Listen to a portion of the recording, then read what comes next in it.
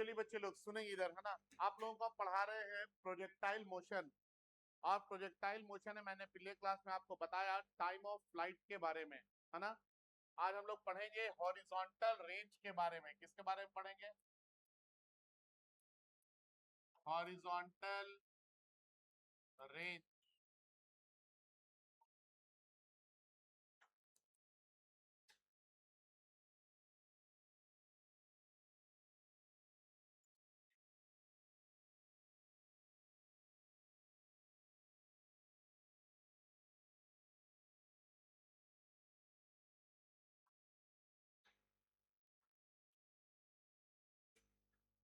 सुनेंगे इधर, है ना। यहाँ पे हमने एक बॉडी को रखा था और हम इसको उठा के फेंक दिए, ठीक है। इस बॉडी को फेंके तो ये बॉडी कुछ इस तरह से जाएगा, जाएगा ना, ठीक है। हम इस बॉडी को लिए और हम इसको इस तरह से फेंके तो ये कुछ हॉरिजॉन्टल डिस्टेंस ट्रेवल किया ना, हाँ या ना। कितने देर में ट्रेवल किया? टाइम ऑफ फ्लाइट के दौरान। टाइम ऑफ फ्लाइट इसी टाइम को बोलते हैं ना। जितना देर प्रोजेक्टाइल हवा में है वो टाइम क्या कहलाता है? Time of flight. तो टाइम ऑफ फ्लाइट के दौरान ये प्रोजेक्टाइल जितना हॉरिजॉन्टल डिस्टेंस ट्रैवल करेगा, इसी हॉरिजॉन्टल डिस्टेंस को क्या बोलते हैं हम लोग? हॉरिजॉन्टल रेंज बोलते हैं, ठीक है। तो यहाँ पे अगर हम बोले कि हमने इस प्रोजेक्टाइल को फेंका और कितने वेलोसिटी ऑफ प्रोजेक्शन से? वेलोसिटी ऑफ प्रोजेक्शन u है और एंगल ऑफ प्रोजेक्शन क्या है? थीटा है। तो ये यहां से यहां ये r डिस्टेंस ट्रेवल किया, किया ना बाबू। इसी r को हम लोग क्या बोलते हैं? हॉरिजॉन्टल रेंज, ठीक है। जितना देर प्रोजेक्टाइल हवा में था उतने देर में प्रोजेक्टाइल ने जितना हॉरिजॉन्टल डिस्टेंस कवर किया है, इसको क्या बोलते हैं हम लोग? हॉरिजॉन्टल रेंज बोलते हैं। याद रहेगा, हाँ या ना। अब ये देखिए, ये u है, इस u का दो कंपोनेंट होगा, एक हॉरिजॉन्टल कंपोनेंट जिसको आप u cos थीटा बोलते हैं और एक वर्टिकल कंपोनेंट जिसको आप u sin थीटा बोलते हैं। हमको हॉरिजॉन्टल डिस्टेंस निकालना है तो हमको हॉरिजॉन्टल रेंज, हमको हॉरिजॉन्टल कंपोनेंट से काम हो जाएगा। तो हम बोलेंगे considering horizontal component, considering horizontal motion. Horizontal motion consider करेंगे। बताइए इनिशियल वेलोसिटी हॉरिजॉन्टल डायरेक्शन में कितना है? हॉरिजॉन्टल में इनिशियल वेलोसिटी, अरे बाबू हॉरिजॉन्टल ये ना दिख रहा है, जीरो कौन बोल रहा है? हॉरिजॉन्टल में ये वेलोसिटी नहीं दिख रहा आपको, यू cos थीटा। फेंके हैं तो आगे जा रहा है ना जी। तो आगे जा रहा तो कितने वेलोसिटी से फेंके? हॉरिजॉन्टल में यू cos थीटा, ठीक है। कितने देर तक ये उड़ा? तो time of flight, time of flight क्या बताए थे? 2u sin थीटा बाई जी। इसके बाद कितना हॉरिजॉन्टल डिस्टेंस कवर किया? r। Angle of I sorry acceleration कितना है हॉरिजॉन्टल में? 0। मैंने बताया था कि acceleration due to gravity vertically downward काम करता है, ठीक है। अब देखिए तो एस यू ए और टी को लेके कोई फॉर्मूला जानते हैं आप लोग? जानते हैं। We know that s is equal to u t plus half a t square, यही होगा ना। तो अब क्या लिखेंगे? एस एक्स का वैल्यू कितना है? R is equal to u x का वैल्यू कितना है? U cos theta. टी का वैल्यू कितना है? 2u sin theta by g plus half acceleration का वैल्यू कितना है? 0 इंटू टी स्क्वायर। तो ये टर्म तो 0 हो जाएगा। ये आपको क्या मिल जाएगा? r is equal to u into u क्या होगा? U square into 2 sine theta into cos theta divided by g. 2 sine theta into cos theta क्या होगा? ये साइन 2 थीटा, नहीं पढ़े हैं? 2 sign A into cos A, sign 2a होता है, ठीक है। तो 2 sine theta into cos theta क्या होगा? Sign 2 theta divided by g. ये आपको हॉरिजॉन्टल रेंज मिल गया। इधर देखिए, इधर कॉपी बाद में करेंगे, मौका देते हैं ना कॉपी करने का, तो उस टाइम बात करने सोचते हैं। नहीं ना, ठीक है। देखिए इधर बाद में पूछ देंगे, फिर बोलिएगा कि नहीं आता है इसमें, ठीक है। तो ये कितना हो गया, u square sine two theta by g, ठीक है। अब हमको बोला जाता है ना कि कंडीशन बताइए, condition for condition for maximum horizontal range. अब क्या है ना कि हमको मैक्सिमम दूरी पे फेंकना है, ठीक है। क्या करना है, मैक्सिमम दूरी पे हमको फेंकना है, ठीक है। देखिए आप जिस वेलोसिटी से फेंक देंगे वो वेलोसिटी तो कांस्टेंट हो जाएगा। आप 50 मीटर पर सेकंड से फेंक दिए, तो फेंकने के बाद तो आप अपना वेलोसिटी चेंज नहीं कर सकते हैं ना, वेलोसिटी ऑफ प्रोजेक्शन। तो u का वैल्यू क्या होगा, कांस्टेंट हो जाएगा। अर्थ के सरफेस पे एक्सेलरेशन ड्यू टू ग्रेविटी हम लोग चेंज नहीं करते हैं, कितना लेके चलते हैं, 9.8, है ना। अब देखिए आप चेंज क्या कर सकते हैं, आप वेलोसिटी से फेंक रहे हैं, जो भी वेलोसिटी से फेंकते हैं उसको फेंकने का एंगल आप चेंज कर सकते हैं बार बार, कर सकते हैं कि नहीं कर सकते। आपके पास फेंकने का ताकत था कि हम वेलोसिटी लगा दिए 30 मीटर पर सेकंड, 30 तो फेंक देंगे, लेकिन उस 30 मीटर पर सेकंड से आप अलग अलग एंगल पे फेंक सकते हैं ना, ठीक है। मतलब ये हॉरिजॉन्टल रेंज किस पे डिपेंड करेगा, थीटा के ऊपर डिपेंड करेगा। अब बताइए हॉरिजॉन्टल रेंज जो है ये r, r will be maximum, r will be maximum, r maximum कब होगा बाबू, जब साइन टू थीटा क्या होगा, मैक्सिमम। और साइन थीटा का मैक्सिमम वैल्यू क्या होता है, 1। साइन का मैक्सिमम वैल्यू क्या है, कहां पे होता है साइन का वैल्यू 1, तो इसको 1 को साइन 90 लिख सकते हैं ना। साइन साइन कट जाएगा तो 2 थीटा इक्वल टू कितना आ जाएगा, 90। तो थीटा इक्वल टू कितना होगा, 45 डिग्री। अगर आपको मैक्सिमम दूर तक फेंकना है तो एंगल ऑफ प्रोजेक्शन आपका कितना होना चाहिए, 45 डिग्री का होना चाहिए, याद रहेगा। अगर आपको मैक्सिमम दूरी तक फेंकना है तो एंगल ऑफ प्रोजेक्शन आपका कितना होना चाहिए, 45 डिग्री का होना चाहिए, ठीक है।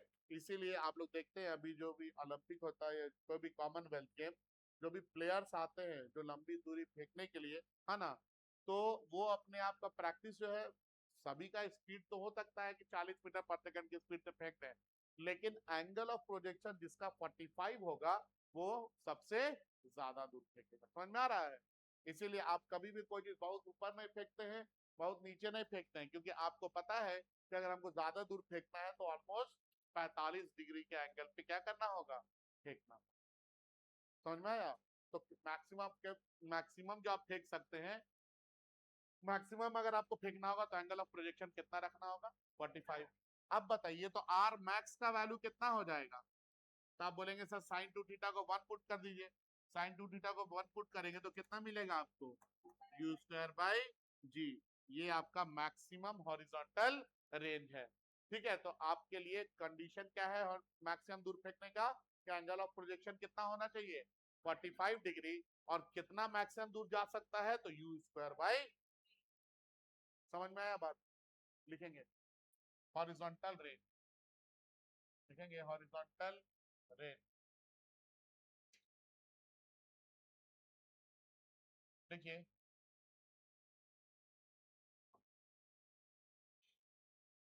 लिखेंगे horizontal distance, horizontal distance covered by the projectile, covered by the projectile, horizontal distance covered by the projectile during time of flight, covered by the projectile during time of flight, covered by the projectile during time of flight, during time of flight is known as,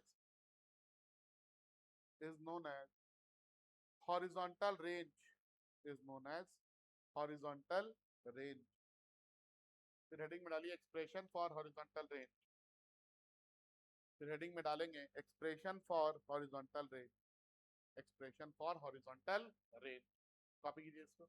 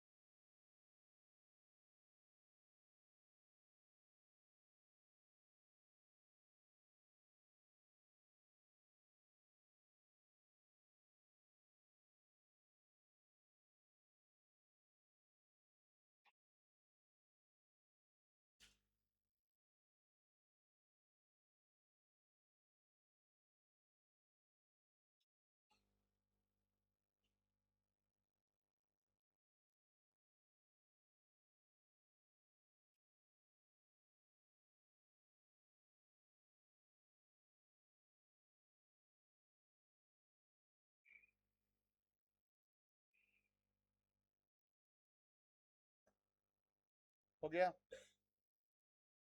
copy कर लिए लोग।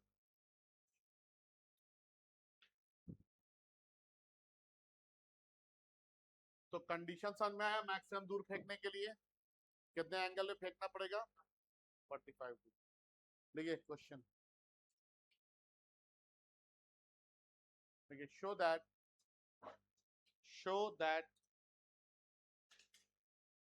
show that maximum horizontal range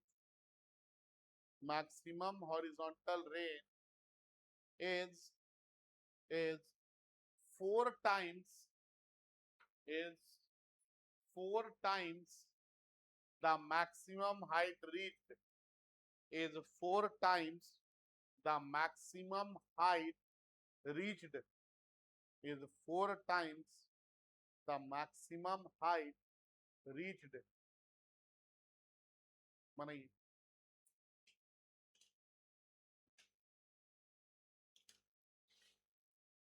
show that maximum horizontal range is four times the maximum height reached.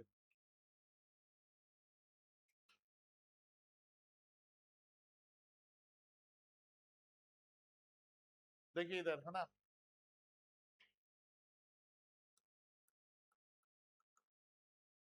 R max का value कितना है बाबू? U square by g at theta equal to कितना? 45 degree है ना। और आगे एंड आपको पता है कि मैक्सिमम हाइट क्या होता है? एच इक्वल टू कितना?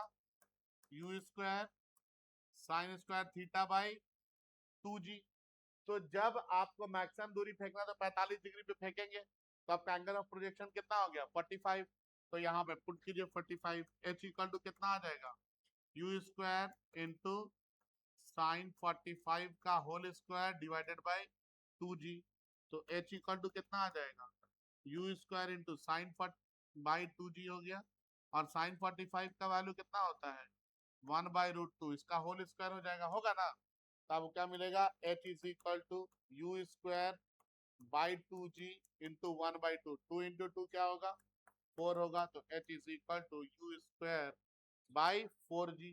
ये 4 को इधर ले आइए, तो 4h is equal to u square by g. इसको बोल दीजिए इक्वेशन नंबर 1, इसको बोल दीजिए इक्वेशन नंबर 2। ये भी स्क्वायर बाई जी, ये भी स्क्वायर बाई जी। तो फ्रॉम 1 एंड 2 हम लोग क्या लिख सकते हैं? 1 और 2 से हम लिख सकते हैं r maximum is equal to 4h। क्या यही प्रूफ करने बोला गया था? हाँ या ना, यही ना प्रूफ करने बोला गया था। Show that r maximum is equal to 4 times maximum height. Maximum horizontal range ये मैक्सिमम हाइट का कितना गुना है? 4 गुना।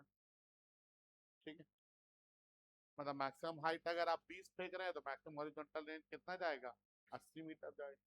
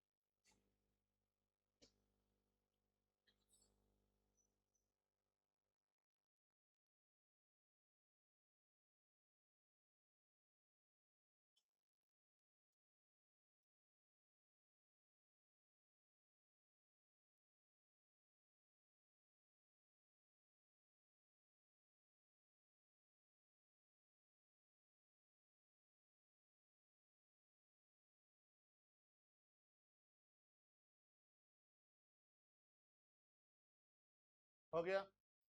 चलिए अगला सवाल लिखेंगे। Show that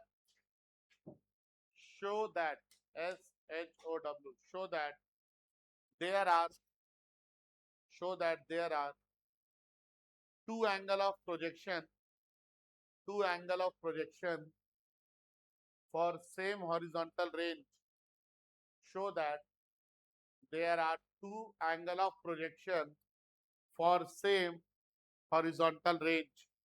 Show that there are two angle of projection for same horizontal range.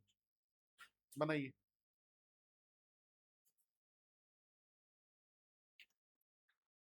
show that there are two angle of projection for same horizontal range.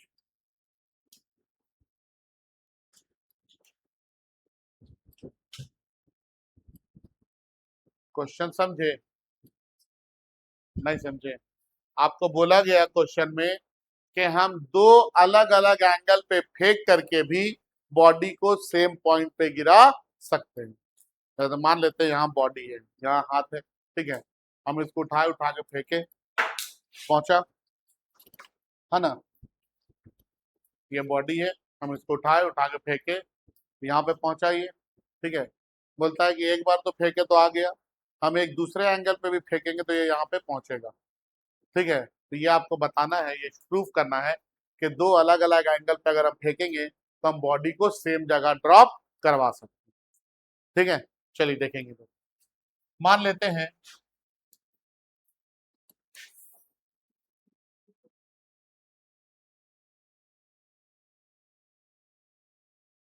ये है वाई एक्सिस, ये है एक्स एक्सिस और ये है ऑरिजिन।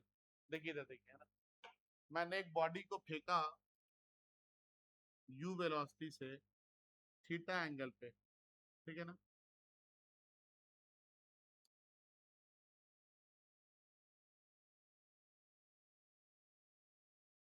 ठीक है, ये बॉडी है, इस बॉडी को मैंने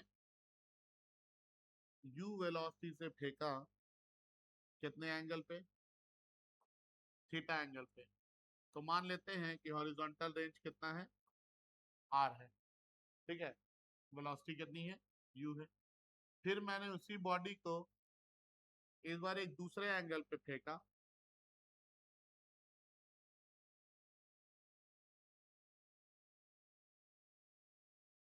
ठीक है, लेकिन सेम वेलोसिटी रखा, वेलोसिटी कितना? यू, ठीक है। इस बार जो हम एंगल पे फेंके हैं, मान लेते हैं ये एंगल कितना है? 90 डिग्री माइनस थीटा है, और ये जाकर कहाँ गिरा? आर डैश पे, ठीक है। अगर हम आर और आर डैश को इक्वल प्रूफ कर दें तो उससे क्या होगा? अगर आर और आर डैश को इक्वल प्रूफ कर दे तो ये दो अलग अलग पॉइंट नहीं होगा, एक ही पॉइंट होगा, हाँ या ना। और बॉडी को एक ही पॉइंट से दो अलग अलग एंगल पे फेंकेंगे तो हम सेम पॉइंट पे गिरा चुके होंगे तब तक, हाँ या ना। तो हम यहाँ पे बोले कि आर जो है ये हॉरिजॉन्टल रेंज है। क्या है ये? Horizontal range when angle of projection कितना है? व्हेन एंगल ऑफ प्रोजेक्शन कितना है बाबू? Angle of projection is theta. जब एंगल ऑफ प्रोजेक्शन थीटा है तो हॉरिजॉन्टल रेंज कितना? आर है ना। यू क्या है? You is velocity of projection, velocity of projection, ठीक है। इसके बाद आर डैश क्या है? तो आप बोलेंगे horizontal range when angle of projection कितना है बच्चों? When angle of projection is 90 degree minus theta. समझ में आ रहा कुछ बात?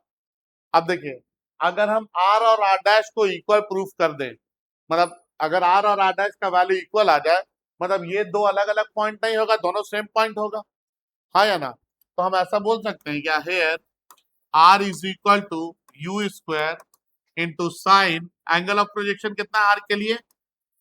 तो sine 2 theta divided by g. ये आ गया इक्वेशन नंबर 1। अब आते हैं आर डैश पे। R dash is equal to u square into sine 2, इस बार एंगल ऑफ प्रोजेक्शन कितना आर डैश के लिए? 90 degree minus theta divided by g. यही आएगा ना, ठीक है। बताइए क्या आ जा रहा? R dash is equal to u square into sine 2 को अंदर मल्टीप्लाई करेंगे, 2 इंटू 90 कितना होगा? 180 minus 2 theta divided by g. Sine 180 degree minus 2 theta क्या होगा इसका formula? Sine 180 degree minus theta क्या होता है? सेम साइन ही रह जाता है, ठीक है ना। साइन 180 डिग्री माइनस 2 थीटा है, तो इसको हम क्या लिखेंगे? Sign 2 theta divided by g. इसको बोल दिए 2। फ्रॉम 1 एंड 2 देखिए तो क्या बोल सकते हैं हम लोग? फ्रॉम 1 and 2 हम क्या लिख सकते हैं, r is equal to r dash, मतलब ये दो अलग अलग पॉइंट नहीं है, ये वाला और ये वाला, दोनों क्या सेम पॉइंट हो गया ना। हम दो अलग अलग एंगल पे फेंके और एक ही पॉइंट पे बॉडी को गिरा दिए, ड्रॉप कर दिए। यही चीज हम उसमें लिखे थे, show that there are two angle of projection for same horizontal range. अब देखिए, आप 15 डिग्री के एंगल पे बॉडी को फेंक करके जहां पहुंचाएंगे, अगर सेम वेलोसिटी से आप 90 माइनस 15 मतलब 75 डिग्री के एंगल पे फेंकते हैं, तो भी बॉडी क्या होगा, उसी पॉइंट पे जाकर के गिरेगी। समझ में आया क्या बोले? अगर आप 30 डिग्री के एंगल पे जहां पे बॉडी गिर रहा है, अगर आप 60 डिग्री के एंगल पे फेंकेंगे तो भी बॉडी क्या होगा, उसी पॉइंट पे जाकर के गिरेगी। इसी चीज को हमने क्या किया, यहाँ पे प्रूव किया। ठीक है, कॉपी कीजिए।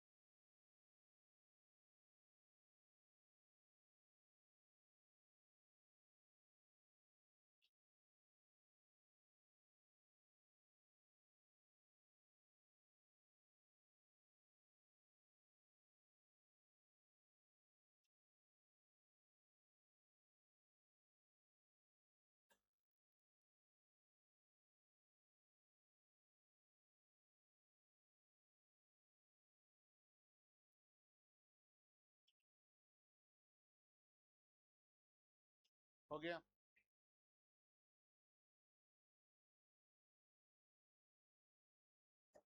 बोले अगला सवाल, कॉपी कर लिए लोग? ये समझ में आया क्या हुआ? दो अलग अलग एंगल पे ही फेंक के हम बॉडी को क्या कर सकते हैं, सेम जगह पे गिरा। लिखेंगे,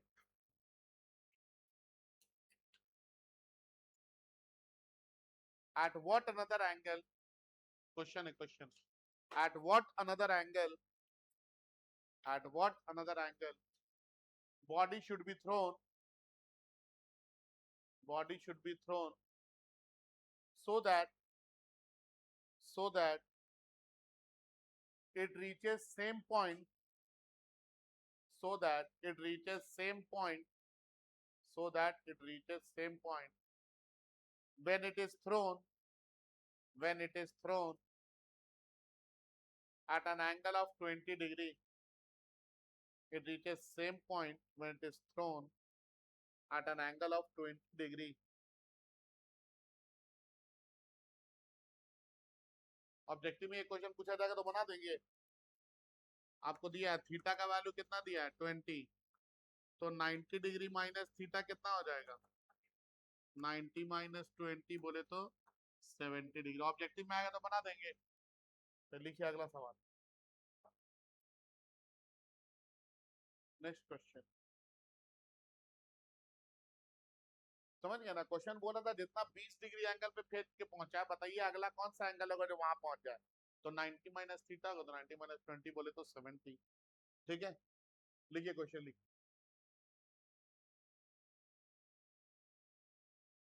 A body is thrown at an angle of 30 degree. A body is thrown at an angle of 30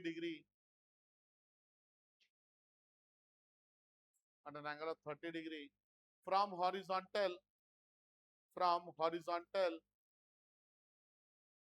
with velocity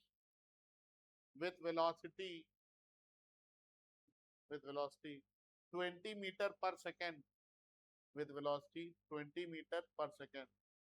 Full stop. Find number 1 में लिखेंगे, नंबर 1 में मैक्सिमम हाइट, नंबर 2 में लिखेंगे टाइम ऑफ फ्लाइट, और नंबर 3 में लिखेंगे horizontal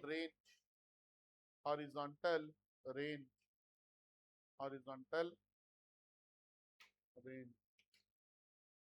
बन जाएगा ये क्वेश्चन, बनाइए।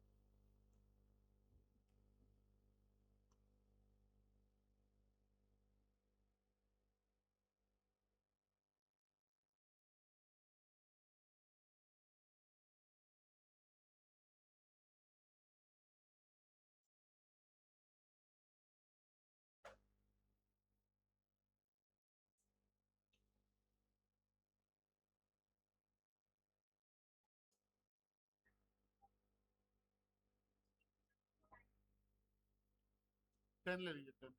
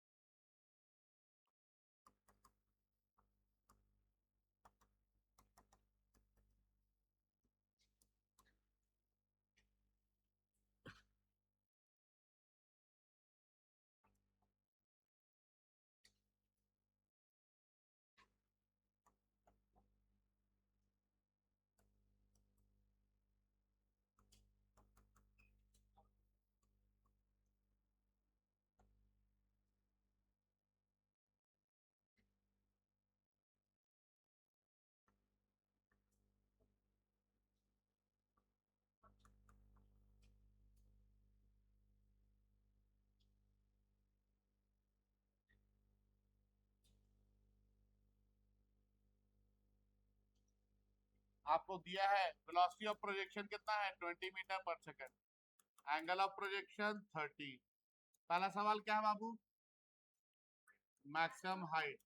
मैक्सिमम हाइट आप लोग को मैंने क्या पढ़ाया है, h is equal to u square sine square theta by 2g, यही पढ़ाया ना।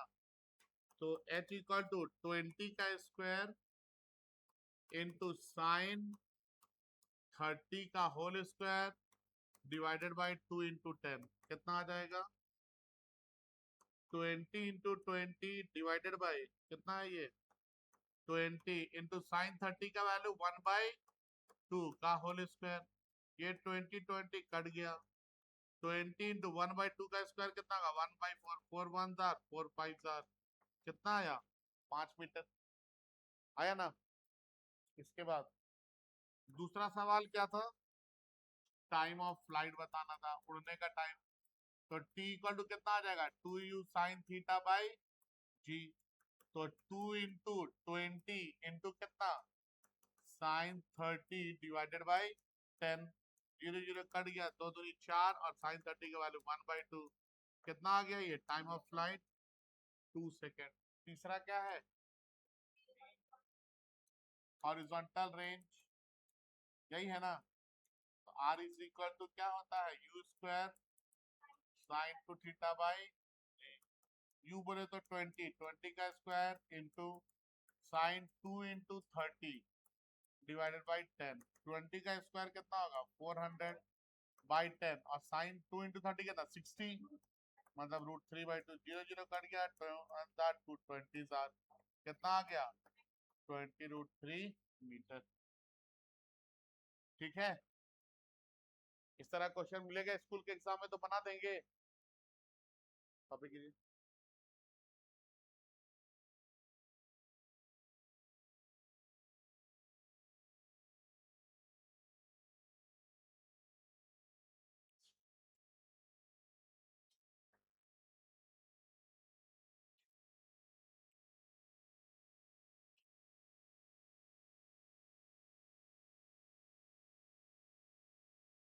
क्या लिखे हैं?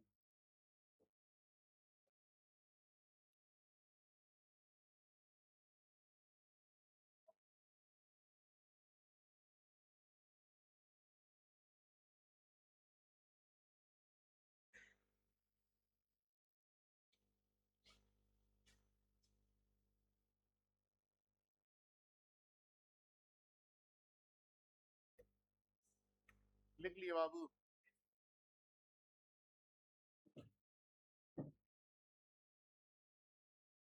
इधर फॉर्मूला बेस्ड क्वेश्चन है, इधर तुरंत तुरंत बनाना है।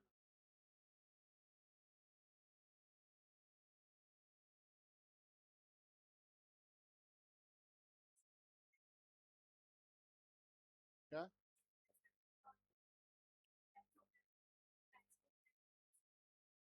क्यों वेलोसिटी बोले थे मैक्सिमम हाइट पे 0, 5 मीटर होगा, 5 सेकंड क्यों लिख। हो गया आगे, ये क्वेश्चन देखिए तो बनेगा। ये एक आदमी है अपना गाड़ी लेके जा रहा है, गाड़ी का लेंथ 2 मीटर है, बोलता है ये मिनिमम कितने स्पीड से अपने गाड़ी को चलाएगा ताकि ये इस डिच को पार कर जाए बिना गिरे हुए।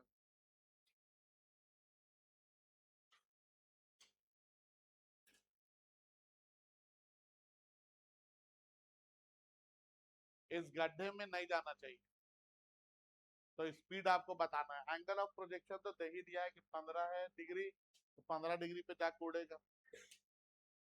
बताइए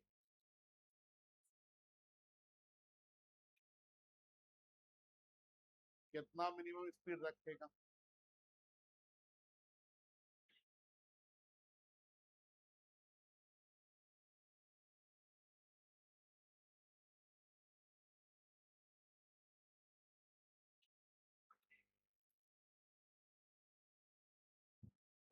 बनाइए, बन रहेगा।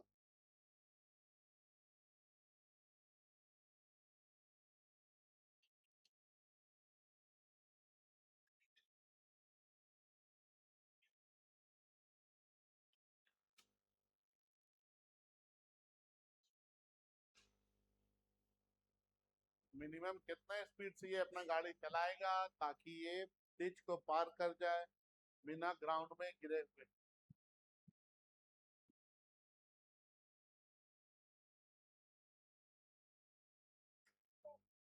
कितना? 6 रूट।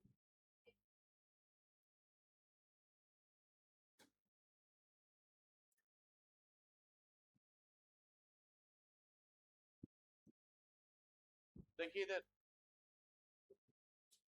सुनेंगे इधर, है ना? बोलता है कि मिनिमम कितना स्पीड से, मैक्सिमम तो कुछ भी रख सकता था, मिनिमम पूछा गया है कि ये कितना अपना स्पीड में गाड़ी चलाएगा, मान लेते हैं यू, ताकि ये डिच को जस्ट पार कर जाए। डिच को पार करना है मतलब कितना डिस्टेंस ट्रेवल करना है इसको हॉरिजॉन्टल में? 18 मीटर। जब ये 18 मीटर ट्रेवल करेगा तो इसके बाइक का आगे वाला चक्का यहाँ होगा और पीछे वाला यहाँ होगा, फिर क्या होगा? फिर तो ये गड्ढा में चला ही जाएगा ना यार, हाँ या ना? तो इसको पूरा डिच पार करने के लिए कितना हॉरिजॉन्टल डिस्टेंस खत्म करना होगा? तो कितना? 18 इसका हॉरिजॉन्टल और 2 और अपना, टोटल कितना? 20। तो आर का वैल्यू कितना हो जाएगा? आर का वैल्यू हो जाएगा 20 मीटर। एंगल ऑफ प्रोजेक्शन दे दिया 15, यू बोला है निकालने के लिए, तो r is equal to u square sine 2 theta by g. R दे दिया है 20 u square into sine 2 into 15 by 10। 10 इधर आ जाएगा, कितना होगा ये? 200 हो जाएगा, is equal to u square into sine 2 into 15 degree मतलब कितना? 30 डिग्री। साइन 30 का वैल्यू कितना होता है? 1/2। तो 200 is equal to u square into sine 30 का वैल्यू 1/2, 2 इधर जाएगा, तो u square is equal to 400, तो u is equal to square root of 400, तो u is equal to 20 metre पर सेकेंड। कम से कम इतना स्पीड से इसको अपना गाड़ी चलाना होगा, इससे ज्यादा तो चलाएगा तो पार कर ही जाएगा, लेकिन इतना चलाना होगा ताकि ये डिच को जस्ट पार कर जाए। ठीक है, इसी के साथ हमारा प्रोजेक्टाइल मोशन यहाँ पे होता है समाप्त। अगले क्लास से हम लोग स्टार्ट करेंगे कल से यूनिफॉर्म सर्कुलर मोशन। क्या स्टार्ट करेंगे? Uniform circular motion. 2-3 क्लास लगेगा उसमें, वो भी खत्म हो जाएगा। फिर इसी वीक से हम लोग लॉज ऑफ मोशन भी स्टार्ट कर देंगे, है ना? क्या समझ के बाद? ये हरी